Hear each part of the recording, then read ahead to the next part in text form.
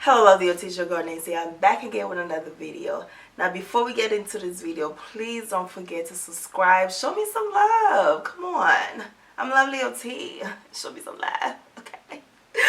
No, but make sure that you subscribe, like, comment, and subscribe again. Why not? Alright, so anyway.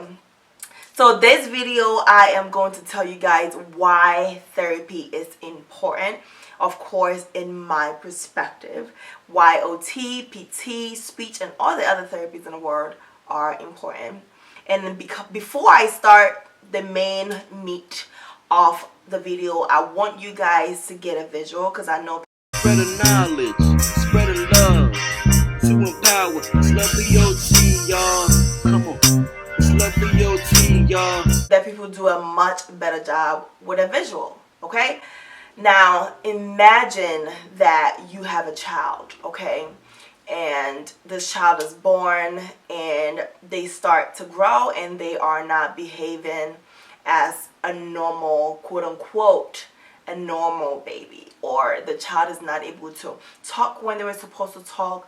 They can feed like other babies are supposed to feed. They can do certain things that other babies are supposed to do, and then they grow, or maybe they go through the baby phase and they're okay, and the ones that start school, they can concentrate in school, they can do their homework, they can learn and other kids learn.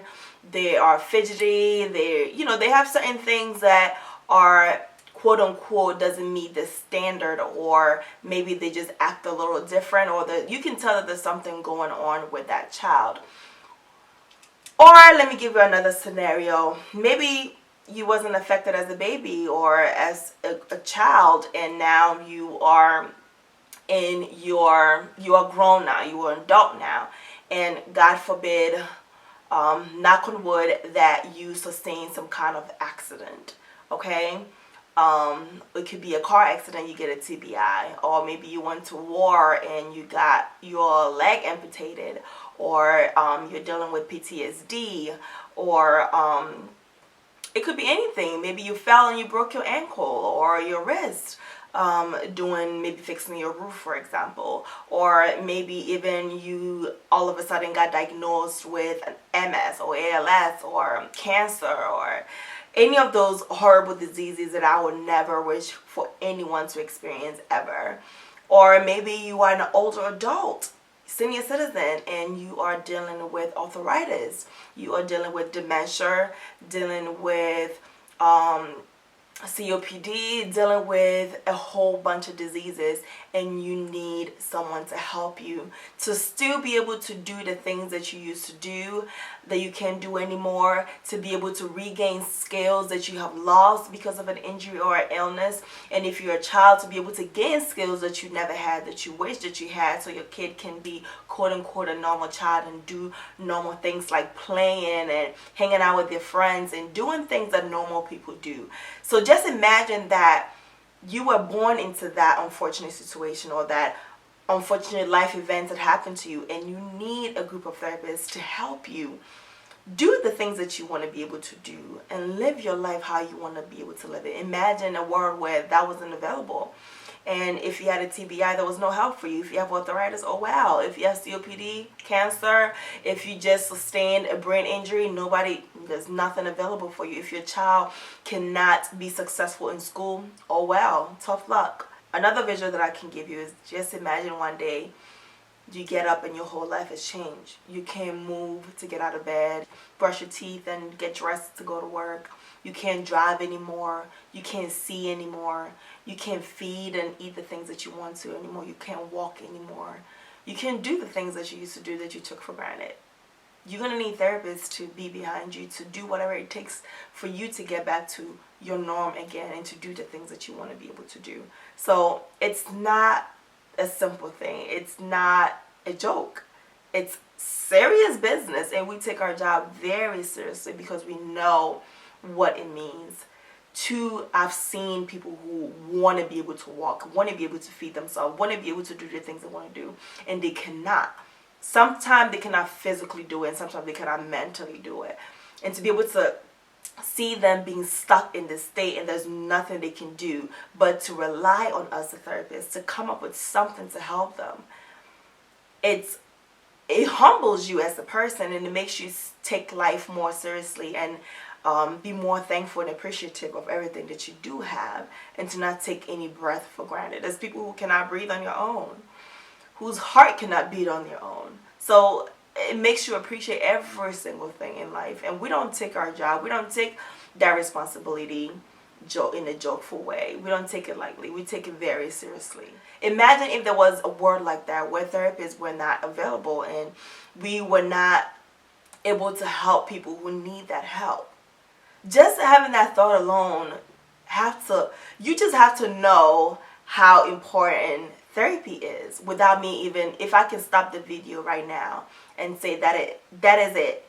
That should give you a picture of how important therapy is and how much more respect that we need to give therapists who are giving their all, their best to make sure that your family members or people in general are getting the therapy that they need to be able to live the life that they want to be able to live. And don't think that because it's not your baby, your child, your father, your mother, your friend, that it can't happen to you. Life can change at any moment. Nobody knows what can happen tomorrow. I may need therapy today, tomorrow, and next year. Sometime in my life.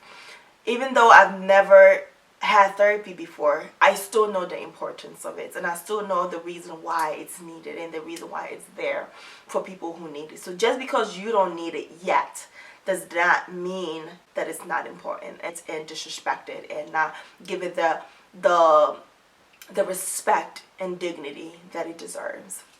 And another thing that I also want to mention is that having a job as a therapist is not an easy thing at all. It can be physically and mentally, emotionally draining every single day. Okay, you are dealing with, not only are you dealing with people, which dealing with people in general can be a difficult task, but you're dealing with people who are going through life-changing issues and problems, life-changing illnesses. It could be not only, and on top of that, not only are you dealing with that patient, you may be dealing with a worried family, a wife who's worried about their husband, a mother who's worried about their child, a child who's worried about their parents going through things like this.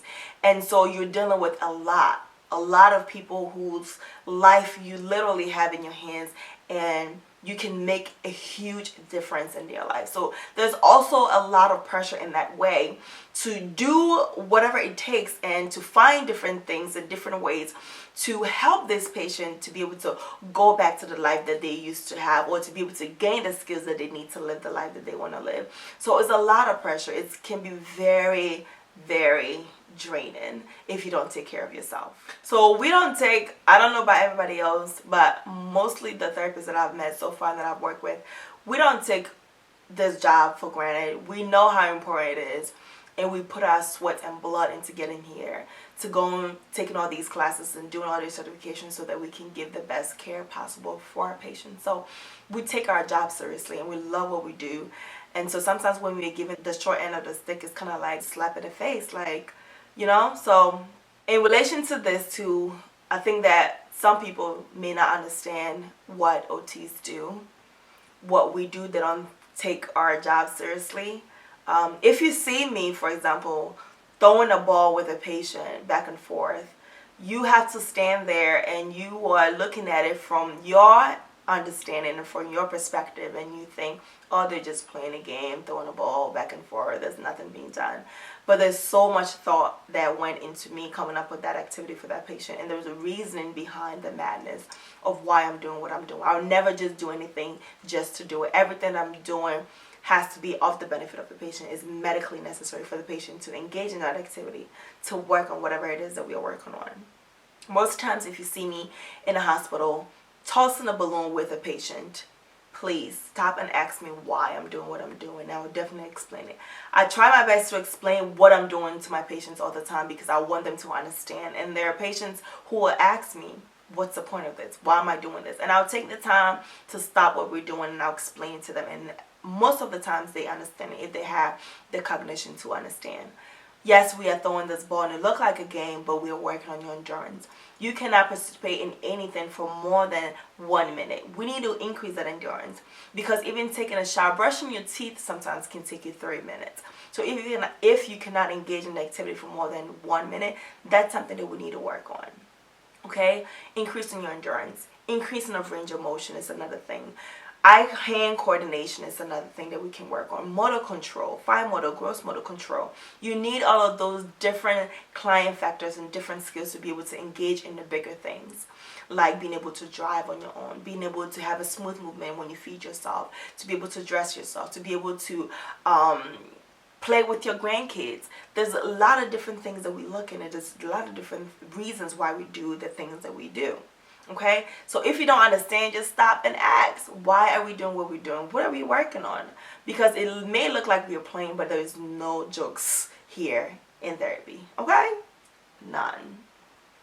And another thing too that I want to add on in relation to the play thing, I think that the older we get, the more that we forget what made us kids, right? When you're a kid, you're playing around, you're running up and down, you're doing this, you're doing that, you're imaginative, you're doing this stuff, and your brain is able to develop a lot more because of you moving around and because you're playing around, because you're doing all these things. Play is actually good for your well-being. Even if we weren't working on something, we're just playing. It's good for your well-being. It's good for your cognition. It's good that you're engaging in some kind of activity that's working on your heart, your lungs, your motion, your muscles. A lot of different things that you can do with play. So even if we were just playing, there's a benefit to play in itself. And if you don't believe me, do your own research. You're welcome. So we need to even encourage ourselves more to play more. When was the last time you went outside to just kick balls around and play like soccer, or even if it was just like kicking a ball between you and your child? Or we don't do that anymore. We don't go outdoors and play anymore. So a lot of people are living this life, this inactive life that is not good for any of us. So having the opportunity to move and to throw balls around is actually a good opportunity for you to get your muscles moving again, your brain thinking again. You're moving in a fast pace is good for your endurance, your breathing, all of that stuff. And if you can see that and understand that, I can definitely take the time to educate you. But I just want to give you guys a deeper understanding of why we do what we do and what we are doing. What's the point of all of this madness? Okay, I'm proud of what I do as a therapist. I could have been anything else in the world if I wanted to, because anything I've ever set my mind to doing, I'm always able to do. So if I wanted to be whatever else, I could have done it. But therapy is just, it's like my baby. It's to my heart. I think about therapy every single day. When I'm at work, when I'm not at work, when I'm driving, when I'm taking a shower, I think about therapy. I think about different things that I can do to improve my patients, to improve my community, to improve the world. And so that drive, that passion is what keeps me here.